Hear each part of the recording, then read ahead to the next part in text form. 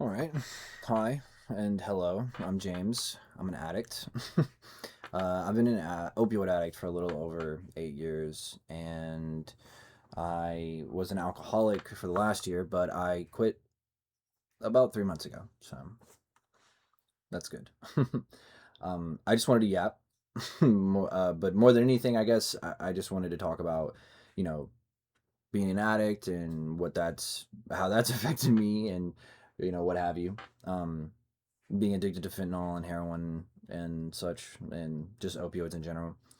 It took really everything, and I lost a lot of friends, sadly, just not wanting to be friends with me anymore, and also like their lives. A lot of my friends have died to fentanyl overdoses, sadly, and I know a lot of friends who have lost a lot of friends to fentanyl overdoses. It's very prevalent thing right now in our society, I suppose. Drug abuse in general, but definitely opioid abuse. And I think it's the largest killer of ages between 18 and 45 in the United States, like next to like heart disease and fucking car crashes and shit.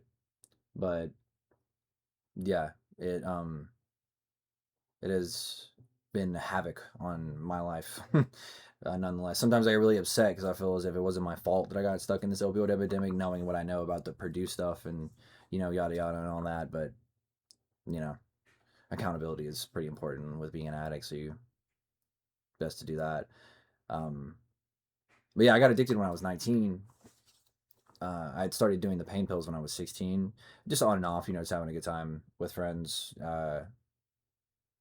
just doing like Percocets and hydrocodones and stuff. And then right around 2019, they started getting like super expensive. That was when like the DEA made that database where like the doctors shared databases and shit so people could doctor shop. And I quit doing them because I didn't really care about them anymore, and they didn't really grab me like the way heroin and fentanyl did. And then I had a friend come over, and he was on the shit real bad, and he offered me like a bump of it. And so I thought you could only shoot it, and so that kind of like lowered the bar a lot for me. And I was like, oh, what's a little bump? You know what I mean? And yeah, it just changed everything. And from that day, everything's been different and a lot different. Well, I mean, not a lot different, but I lost myself for a long time. Uh, I'm 26, so well, I'll be 26 in June, and I started at 19, and the years just flew by. Um, then I hurt a lot of people. I was a really bad person. I stole, I lied, cheated, all that shit, and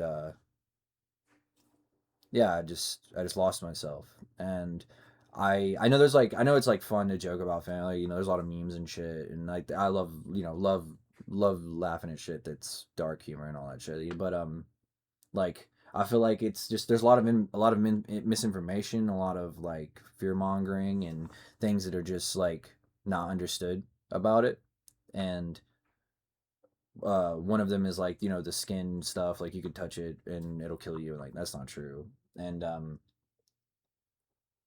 what is it? The candy, like people put it in candy. There people say they used to do that with weed too, but like put it in candy on Halloween. Like no one's doing that. But it is the best feeling I've ever felt in my life, though. I will be completely honest in that sense. It was better than sex. It was better than anything. And once you like, I say it's a cognito hazard um, from the FCP universe.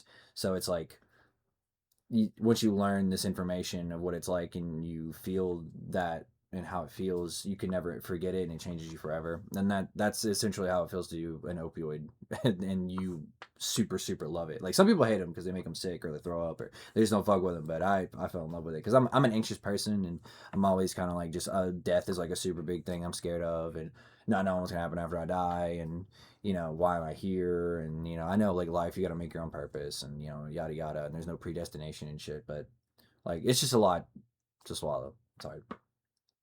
But the drug abuse took like quite literally almost everything from me, over and over again too. I had houses, I had cars, and I would lose it all over and over again, just not learning my lesson. Um, got holes in my teeth, all fucked up. You just don't take care of yourself. You don't care about people around you. It's hard. It's hard. But I got sober a lot, more than once, but this is stuck this time around because I have a really good support system. I have a really good partner. I have my mother. I have my nephews. They're awesome. They're brand new. One's just a couple months old and the other one's two, but I want to be there for them. I was really fucked up when Wyatt, the first one, when he was born. I was really messed up on dope, but I did go there to the hospital, which I probably just shouldn't have gone anyway, but I wanted to go.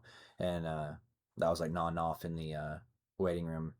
So, you know what I mean? You used to do a lot of stuff like that, and that stuff starts to add up over the years. And yeah, you ruin a lot of relationships. I lost a lot of people, and a lot of people gave up on me. And I'll never like be mad at those people because I understand like you're really hard to be around when you're on that shit. And I still have homies who are stuck in it, and people I meet and I see them on it, and I'm like, God, like you're so insufferable. But like, I remember I was that person, and you got to give people grace. I was given a lot of grace like through my drug addiction, and a lot of people helped me, and yeah, there's a lot of people that I won't ever get to say sorry to or and stuff. A lot of people that probably wouldn't want to hear me say sorry to them, but I want to be better. I never wanted to be that person to begin with. But you just lose yourself with that kind of shit, and that's tough. But yeah, I'm not completely sober right now. Like I still do weed or smoke weed. I don't know why I said do weed. I still smoke weed and eat edibles mostly though, and that's manageable and that's enough for me. I just kind of need something, and with all the like I've fried my receptors in my brain, like for dopamine and serotonin and stuff. So I'm kind of like always on edge. It's hard to calm down. So, I did that to myself, of course. I understand, but I'm trying to heal it. Trying to repair it from the years of fentanyl abuse. So yeah, trying to one day at a time and all that. I don't want to be on subs or like methadone and shit because methadone gets in your bones and that withdrawal is hell. That's even worse than fentanyl from what I've heard. And bunephrine or abuse or subs and shit, they you get addicted to those too, and you'll get sick if you don't have them. And that's kind of my whole thing is like once I get off dope, I don't want to get back on another dope. And honestly, I think bunephrine is kind of just like a pharmaceutical ploy, like to get you addicted, like keep take people that are already like super susceptible to getting addicted to an opioid and give you an opioid that's like socially acceptable and shit. Like people will die on a hill that they are sober on Suboxone. And like, I'm sorry, dude, you're not. Like they tried to send me home with subs every time I've left a psych ward. And I've been in a psych ward 4 times. Every time I've left, once a year for the last 4 years I've been. And this is the first year I haven't been. And dude, every time I tried to leave, they would always give me like a 60-day script of subs, and I would just tell them to keep it because if I took it home with me, I would just bust them all down and snort them and get high. So I never understood why they would do that. And that's how you stay in that cycle though, you know what I mean? Like it's fucking scary, dude. Like it's just one big cycle. Like, that's why I don't like sometimes I don't blame myself too much for getting caught up in the opioid epidemic because it just feels so pressed on us like a psyop type shit. You know what I mean? Like, ooh, like conspiracy, but I mean for real, man, like for real, like it feels very psyopy and it's weird and I got caught up in it and yeah. So now I'm here and rebuild my life again. But I'm doing better now, and like I said, I have a really good partner, I have a really good support system. I want to start catching meetings. I'm trying to do more stuff like this, where I talk about it and maybe like find more people who understand and can help people, and people can help me, and yada yada. Just yap. I'm just tired of like drugs being cool, man. I don't want to get high anymore. Like I don't want to get fucked up anymore. I'm tired of like everybody, like all, like what I mean. I'm just tired of that lifestyle, and I just want to move away from it. And I just want to be a person. It's like that, like Chrissy in The Sopranos. He's like, I don't know, Tone. Just like just the everyday regularness of life is too much for me, or something.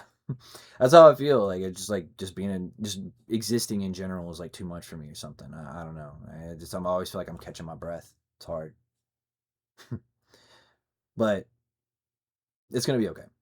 And if you're seeing this, I'm proud of you. You're loved, man. And I know it's hard and you're scared and shit probably, but it does pass and it does get better. And reach out if you need help, man. I'll yap with you and I'll sit with you and shit and try to tell you what maybe the best thing to do if you're like stuck on the shit still or you're just new to it and you don't know what's gonna happen. Like, you know what I mean? Just reach out for help. You'd be surprised how much better you'll feel like asking for help because you deserve help and it's okay. It happens. Addiction's like probably one of the most human things ever. So you got this, man. And I'm proud of you and you're loved. Don't ever forget that, for real.